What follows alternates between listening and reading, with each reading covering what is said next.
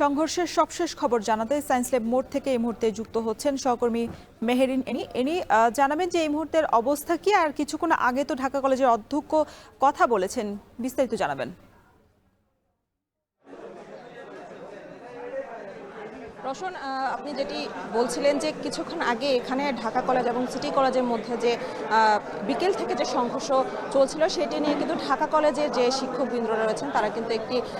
Press ব্রিফিংয়ের আয়োজন করেছিল এবং সেখানে কিন্তু তারা তাদের দাবি দেওয়া এবং আজকের যে ঘটনাটি ঘটেছে তা নিয়ে কিন্তু কথা বলেছেন। এবং এখানে ঢাকা কলেজে যারা শিক্ষার্থীরা রয়েছে তারা বলছে যে তাদের উপরে আসলে প্রথমে সিটি কলেজের যারা শিক্ষার্থীরা রয়েছে তাদের উপরে হামলা করে এবং তার পরপরই কিন্তু এই দুই কলেজের মধ্যে কিন্তু সংঘর্ষ ছড়িয়ে পড়ে। এবং এখানে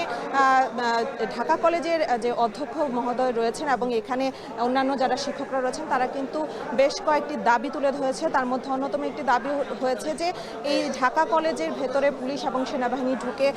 টিয়ারশেল এবং সাউন্ড গ্রেনেড নিক্ষেপ করেছে এবং সেটির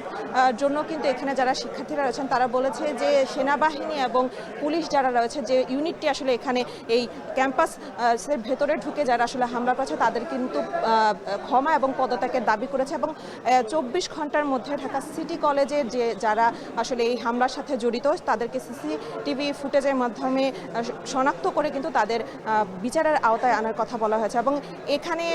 এই সংবাদ সম্মেলনে বলা হয়েছে যে ঢাকা কলেজের 1.5 শতাধিক শিক্ষার্থী কিন্তু এই হামলায় এই সংঘর্ষে কিন্তু আহত হয়েছে এবং তাদের কিন্তু সুচিকিৎসার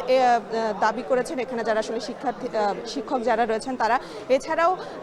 ঢাকা সিটি কলেজের 7 দিনের মধ্যে যে জায়গাটিতে আসলে ঢাকা সিটি কলেজ রয়েছে সেই ঢাকা সিটি কলেজের জায়গাটি স্থানান্তর করার দাবি কিন্তু তারা এখানে জানিয়েছে। এবং এই ঢাকা সিটি কলেজের যারা আসলে এই হামলার সাথে জড়িত তাদেরকে কিন্তু 24 ঘন্টার মধ্যে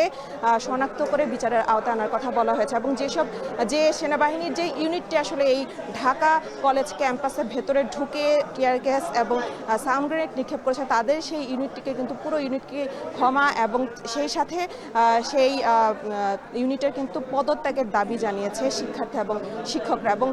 এখানে আরও বেশ কয়েকটি দিক তারা তুলে ধরেছে যে আজকে ঢাকা কলেজের আসলে 184তম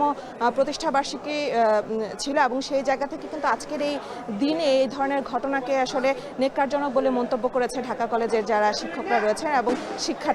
শিক্ষার্থীদের দাবি যে এই যে কিছুদিন পর যেসব হামলা এবং সংঘর্ষের ঘটনা ঘটে সেই ঘটনার সাথে দেখা যাচ্ছে যে সিটি কলেজ এবং ঢাকা কলেজ এবং আশেপাশে যেসব কলেজগুলো রয়েছে তাদের মধ্যে প্রায়ই সংঘর্ষ ঘটে। এবং সেই জায়গা থেকে আজকের যে ঘটনাটি ঘটেছে সেখানে আপনি জানেন যে একটা বাসকে আসলে ভাঙচুর করার যে ঘটনার প্রেক্ষিতে কিন্তু মূলত ঢাকা কলেজ এবং সিটি কলেজের মধ্যে এই সংঘর্ষ কিন্তু সংঘটিত হয়। এবং সেই জায়গা থেকে কিন্তু বিকেল থেকেই একটি থমথমে পরিবেশ বিরাজ করছিল এবং সেই জায়গা থেকে ধাওয়া পাল্টা ধাওয়ার মধ্য দিয়ে আজকে এই 6:30টায় কিন্তু সেই